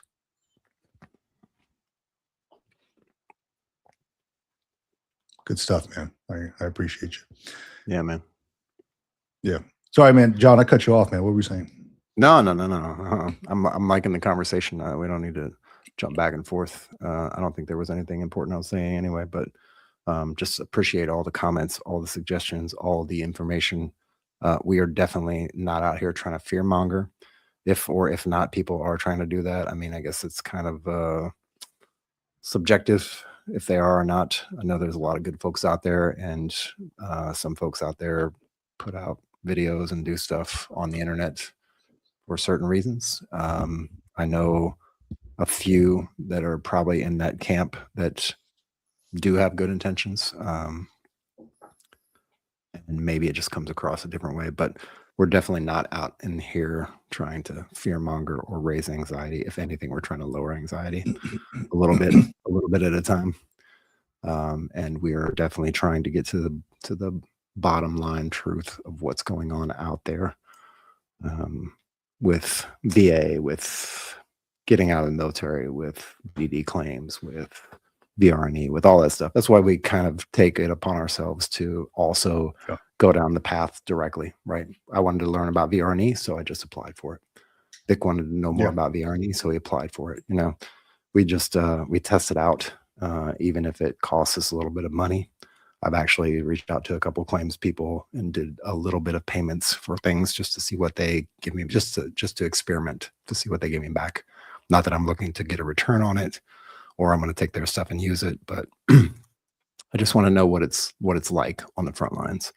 I like frontline first-hand truth, not just speculating, talking, reading books, and trying to piece together the information and create a narrative about it. I'd rather just reach out and do it myself specifically. So a lot of the stuff that we talk about is firsthand information. We go out and test it. We go out to places, we talk to people, we interact with some of these organizations, we reach out to them to see if they want to come and speak on the show. In a lot of cases, they don't. But we definitely not trying to raise anxiety levels. We want people to drink a glass of wine and chill. Man.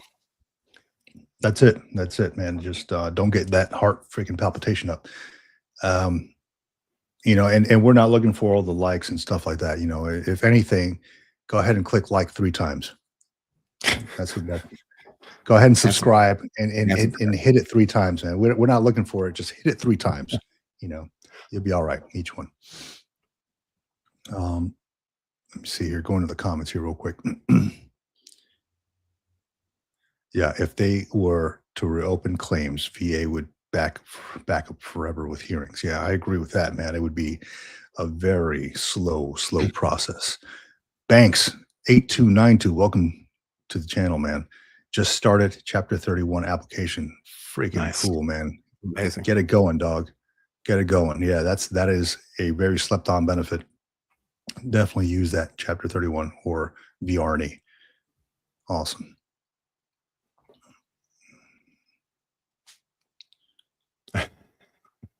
Let's say it helps when you don't work for a sponsor or sponsor a claim company, which you don't. The fear mongering is a bit of a business tactic, though not the way I would do it. It is a business tactic. It gets you involved, right? I mean, that's how news channels work. Yep. You know, it gets you watching. It gets the ratings up, gets you involved. Now, if you want that, say the word and we'll fear monger all day. But I mean, if you're I won't pay me to do it, shit. Yeah. I won't sleep well at night about it. But you know, let me know. No.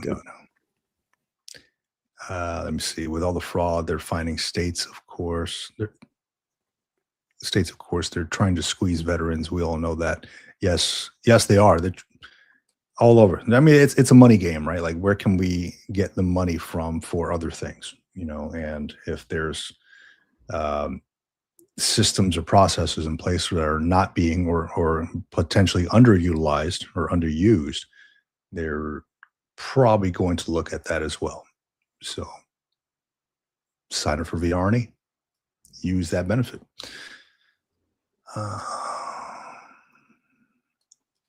Veteran tap. It was exhausting to go through this process. I saw these guys got 100%, not even in combat. What the makes the rest of us see it as a joke. I appreciate it, Jason Beer, man. Thank you. You didn't have to, but I appreciate it. You know, a strange thing came across my my plate there, John, and I wanted to bring it up. It was a comment that I had on the Green Logbook, and somebody had mentioned that they were the person who contacted the VA about those Riverside, California police officers that had the disabled plates. So they're the ones under investigation at the Riverside PD because they had disabled veteran plates. And I don't know if you saw the articles. I mean, it's a pretty big thing. No. So, and then some dude got on the comments, and he's saying that he's the one that reported them to the VA. Wow. So I'm like, oh, okay, you know, like I suppose anybody can do that. I mean, I don't know, but hold on a second. Let me put a little Riverside PD, and I just went through this whole conversation with this guy just on the comments because I just wanted to clarify a couple things. He was saying that, hey, VA disability means that you're missing limbs, that your body's destroyed. I'm like, whoa, hold on, well, pump the brakes. That's what SMCs are for. You know, right. VA disability, you don't essentially see somebody's disability. You know, you could be walking and talking just fine and not be functioning correctly in other places. So two perfect Riverside examples PD. right here. So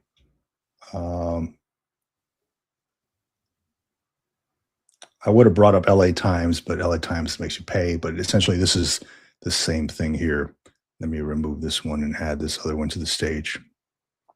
I've talked about this one before as well. Um, where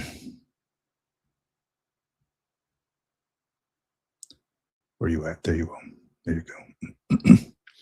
California PD chief plans to fire 3 officers suspended for using disabled military veteran license plates after the 3 officers, all rated 100% disabled by the VA, were suspended in May 2025.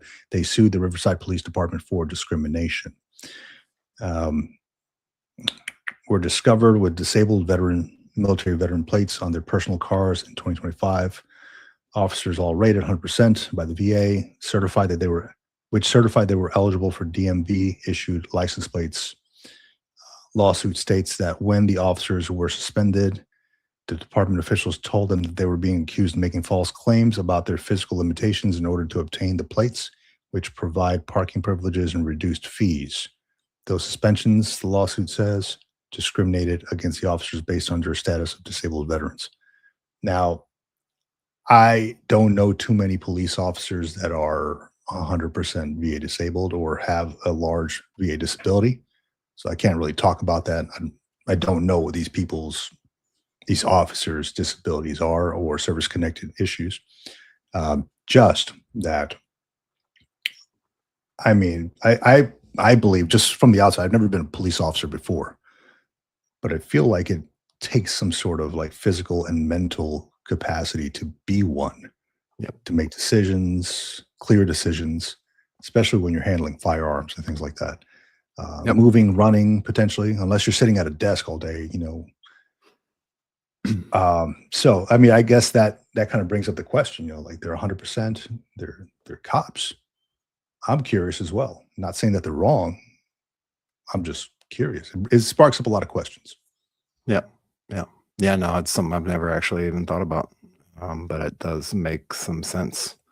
Like, you definitely have to be physically equipped. You have to be mentally equipped, psychologically equipped to be a police officer. In a lot of cases, you got to take a lot of screenings to even get through that process, right? Yeah, and I mean, I'm reading here. I'll put the article in the chat here, but I'm reading, it says one of them served as SWAT. Isn't that like the Special Operations Unit, like SWAT? No, it's the heavy duty police officers, the ones that put like on the vests and the helmets and all that stuff, and breach buildings and do that kind of stuff. At least from what I've seen on TV. Yeah. So let me look again. Not saying that it's wrong. Not saying that it's right. I'm just curious about it because I don't know too many police officers that are that have 100% VA disability. I simply don't. I feel like that takes the same amount of physical activity as it would going through military training. So special weapons, very curious. Special weapons and tactics. So it sounds like a branch of maybe special operations within the police department. Yeah, kind of like special missions and high risk situations and stuff like that. Yep. Yeah. So let's see here. I'm just reading the comments here.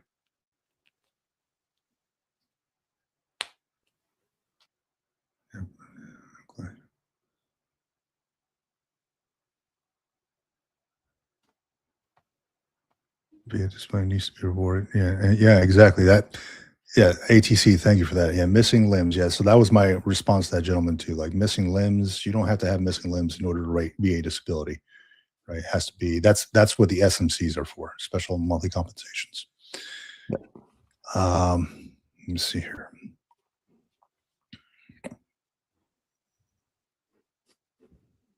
Yeah, it depends on what the disability is, what the disability is that they are rated for. Hard won to armchair quarterback without the knowledge. Yeah, exactly. Could be right. Could be committing fraud. Yeah, I agree. Yeah, so that's why I'm not making an opinion on it. I'm just like, hey, look, from the optics of it are a little sketchy, right? But I don't know the ins and outs of it, so I can't speak intelligently on it.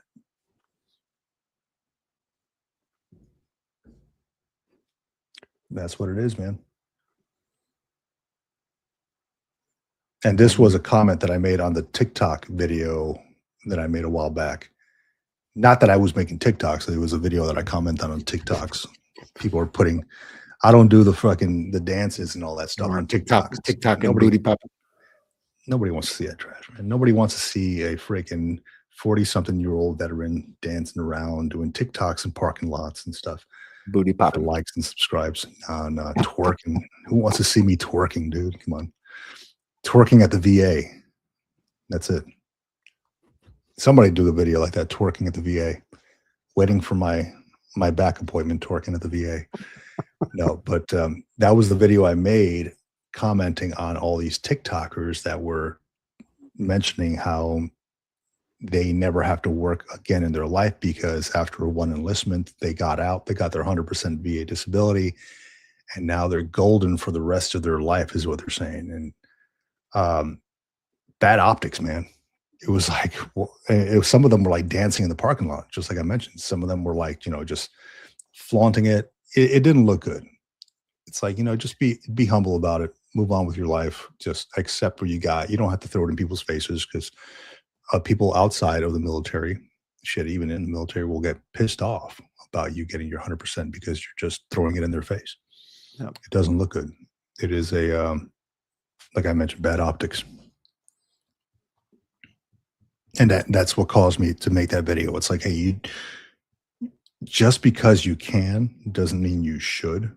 Just because you can post something online doesn't mean that you should post that online.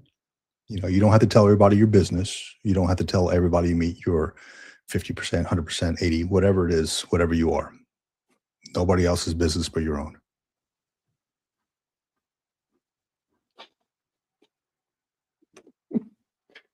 That's great. Yeah. I love that. It's awarded. Are we talking about?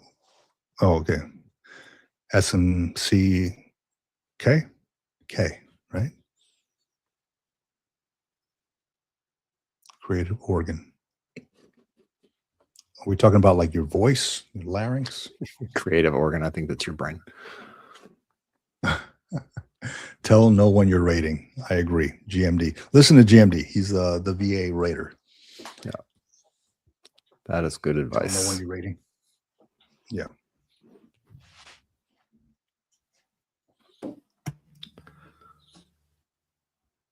Yeah, don't look good. Yeah, good stuff, man. Good stuff. So a lot more going on this week, more school stuff. Thankfully, I'm going through the accelerated course, so it's going to be finished here in 2 weeks and then on to the next one. But it is what it is. And, if you want to get back in that VRE mindset, that academic mindset, you're going to have to adjust significantly. And time management is real, which I'm trying to get back into the game on. So time management is real. With that, yeah, sign up for all that stuff. Jump on the military retirement group on Facebook if you haven't already done so. Awesome group of folks. I just approved probably like 6 or 7 folks on there. We're about 3,000 veterans, both active duty and vets. Doesn't matter if you are a veteran. Doesn't matter if you've done 4 years or 40 years. We've got all different ranks and veteran statuses in there. So just a great place to talk, to get good information. I constantly post in there myself. So good piece of gear, I think. You got it open there, John? Yeah, I got it open. I was just looking at graphics. Yeah, right, man. Yeah, already military retirement group. Yeah, just the 3,000 mark. Nice. Yeah, we're not as big as some of the other Facebook groups, but we are growing continually. Same with here with the channel, with the podcasts and the live streams and all that stuff. We are definitely growing slowly but surely, and keeping all the craziness out by growing slowly is the way I like to look at it. But yeah, a lot of great folks in there. We do have a few people who are sponsoring us in doing this stuff. And we definitely give shout outs to them every single time we do something online. Wild Bills, veteran owned franchise opportunities, drinkwildbills.com. They will give you a 50% discount on the franchising fees, which is a huge discount if you've ever looked into franchising for any kind of business. Wild Bill's Craft Beverages, definitely one of the first, right? One of the first sponsors for what we're doing. Yeah. American Fidelity Life Insurance. If you are looking into life insurance, I think you had just went through this, Vic, and I'm probably going to be going through this myself as well. Between them and the financial piece of it, but the life insurance piece, as I mentioned here in the show a little bit earlier with the TRICARE stuff, know what you rate and know what you need to sign up for and know what you need to pay for. It's not all free always all the time. And if you can get that life insurance stuff locked in before you get out of service, before you retire, before you ETS, it's definitely better. But if you cannot, or you just missed the boat on it, or you forgot about it, or missed a step, you can contact these folks and they will walk you through some options to get your life insurance stuff in check. Hell yeah. Always good to have. And then MVMT Financial. Josh, a good friend of the podcast. He's been on many, many times. Army retired financial planning expert, him and his wife both, and they are out in the northwest of America. But he's willing to meet you where you're at. Definitely reach out to him. You can get some free upfront initial consultations, and then he can walk you through if you're trying to figure out anything with finances, with investments, with whatever you're trying to do with money. He can walk you and show you some different options that are available. He doesn't get paid from you. He gets paid from those companies that he supports and he provides to you as financial tools. So definitely Josh at MVMT Financial. Also good to look at if you are looking for a great read and you want to sit down for a few minutes and take a few minutes. If you're getting ready to get out of the military or getting out of the military soon or already got out of the military and still trying to figure out the landscape of the world, you can definitely check out our book. It's on Amazon. We're still working on the paperback version of it, the kind of edit that I have in my hand. And I think I might be going through this and redoing some of it over the course of the next few weeks. But it's on Amazon. You can get it. It's $2.99 if you got Amazon Unlimited or Kindle Unlimited, excuse me. And you can just download it for free on your Kindle device and you can read it. Just a quick primer, 10 short chapters, what to think about before you get out of the military. Even after you've gotten out of the military, there's still a lot of stuff in here you probably want to think about. Some of the things we talk about in here that are not so widely known, like VRNE, which we talk about right now on the show a lot since we're actually going through it. And yeah, that's about it. Check us out on socials. We're here every Sunday live, come hell or high water. As long as the electricity and the internet is working, we are here. I like that. John, I'm glad you put that out there, and I'm currently looking at this here. Somebody, as we're talking, somebody had just mentioned to me, like, "Hey, have you seen this?"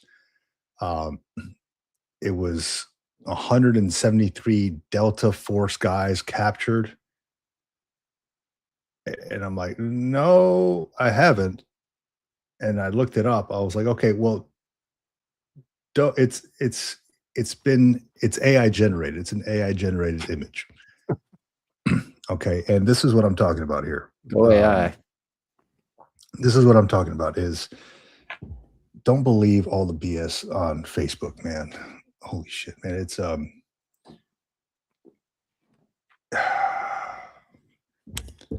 it's frustrating, dude. It's frustrating because it's like people just blindly believe stuff without, and it's spreading, right? Have you seen this? Yeah. And then it's spreading like, oh my God, this and that. Well, it's AI generated, dude. Like, Of course, it's spreading. there's nothing. I mean, there's like some senator that also, just shared it, and don't. I don't know what else to say about that. It's just don't believe everything you see on Facebook. Don't believe everything you see on Facebook. Somebody out there is just generating this trash to hype up the moment, to increase the anxiety, to rage bait, to make people pissed off about every single thing.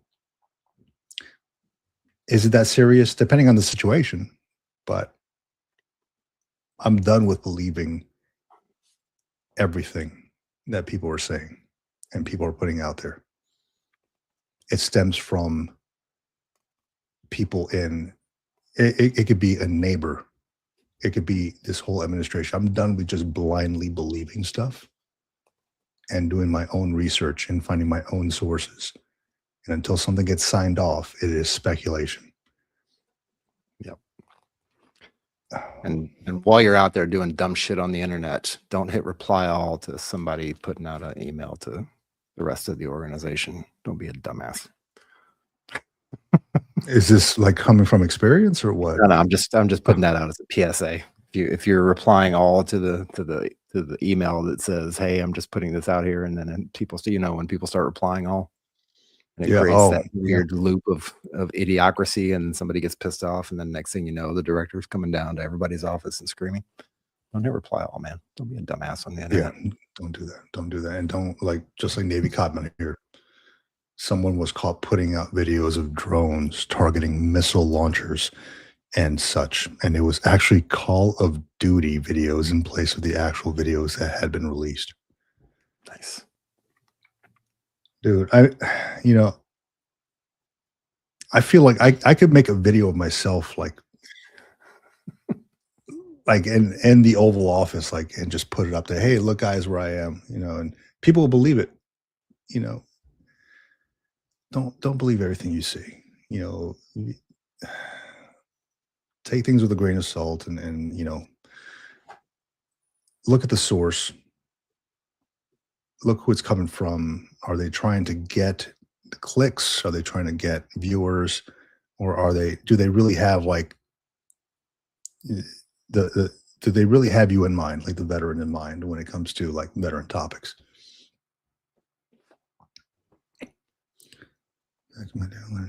You can't trust everyone. If you blindly trust, it can mean your life. Yeah, if you blindly trust, you can mean your life. Yeah, or it can mean your health. At this point, with all the crap running around there, it can mean your health. So, don't believe everything. Put the phone down. Go outside. Step away from the phone. Sir, step away from the phone. Put the phone down. Yeah, all good stuff, man. I really appreciate our time here, John. Really appreciate everybody in the chat. Yeah, I think 660 Love mentioned it right on there. In this day of social media, we're being bombarded on multiple fronts. It has folks' brains in overload. The human brain cannot focus on so many things at one time. It is an incredible tool, and it can do a ton of things. However, when you overload it with too much information, you lose focus, and you cannot focus on everything at one time.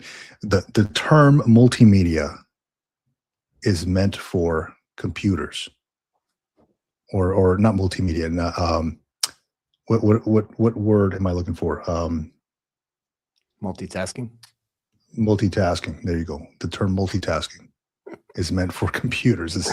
It's hardly meant. About it. Yeah, exactly. I'm trying to multitask right now. It's technically you can only focus on one thing at a time, unless you have like the pug eyes trying to read the article that GMD sent me and trying to focus on the camera here. Yeah.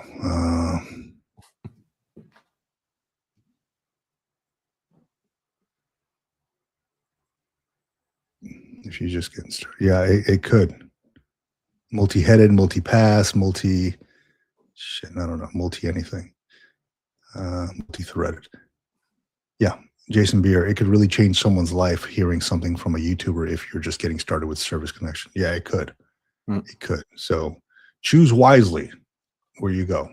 I'm not a raider, or I'm not a an expert on VA claims or disability, but I looked at different outlets when I was going through my own things, my own stuff, and I still do the same thing now. I don't just blindly trust one outlet. I do the research. So, lesson for the day: don't just trust one person. Go out and do your own research. So, with that, John, truly appreciate you and taking the time to hang out. And I love this time that we have in talking about veteran stuff. Thank you, everybody in the chat. Just going to call some folks out here real quick. Shout some folks out. Navy Cop, Tony Slaughter, thank you. Jason Beer, GMD, thank you for that article, my friend. Awesome. Yep. Who else we got? 660 Love, always with us. Yes. Just moving on up. Oh, you got a mouse over there, don't you? Do I have a mouse? You're using Where? a mouse on your computer? No. Am I using a mouse? Yeah. Why? You can move through. I got one right here. Yeah, that's what I was wondering. I have a trackpad, so I was wondering why you were going so fast in the chat. I was like, damn. Yeah, it's one of these. Like you can spin it, or you click it, and then it just does like the little clicky thing. Yeah. What else we got on here? We got a whole lot of folks on here, man. Oh yeah. If I missed you, I'm sorry. Sergeant Stacken, I see you on there. If I missed you, I'm sorry. Thank you all for joining us. It is truly awesome to have the crew on a Sunday morning talking about good veteran stuff and updates, not trying to fear monger or anything like that, just honest conversations about what's happening. So yeah. So we're going to have to, maybe we'll have to gift John a mouse at some point in time. I'm telling you this, what do I have? I'm working with the Logitech MX Master 3S. Cooking with Crisco over there. I just ran out of USB ports. That's my problem. I need to get it. No, this one's Bluetooth, man. It connects straight to the Mac. And between this and the Logitech keyboard, it's all through Mac. It's no USB required. So that's my homework assignment for next week is to get a mouse. There you go. All right. Well, I truly appreciate you guys. Thank you all for joining us on this episode of the Military Retirement Podcast. I'll be releasing another video on the Green Logbook here this coming week. Hope everybody has a great week. Stay safe. And if you're going through a rough time, dial 988, the Veterans Crisis Line. I will put some cheese on that mouse. I promise. Out here, everybody. Have a good one.